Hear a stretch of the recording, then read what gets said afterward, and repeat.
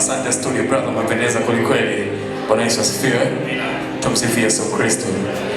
Umenawiri brother. Kumbe ndo ndoa tamu namna hiyo. Namshukuru Mungu. Ndoa yako sasa hivi ina miaka mingapi? Na mwaka wa 3 sasa. Miaka 3. Hongera sana, mpige mwingi. Shemeji, tumsifie Yesu Kristo. Amina. Wakati unaolewa ulikuwa umenawiri namna hii au ndo sifa za Mr. pale anapiga mwingi? Nimezidi. Makofi mengi na vigegele jamani. Basi na mimi rasmi natangaza na kwenda kumchumbia mtoto wa mtu mwakani, na mimi naingia kwenye chama mnanikaribisha.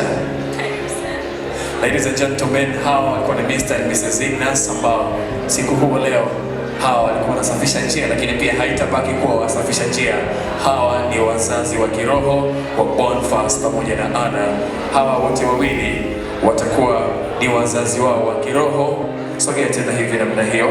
Hawa watahakikisha kama kuna changamoto yoyote, basi hawa wanakwenda kuifix mapema na wanahakikisha ndoa yao iko na uhai. Sema amen.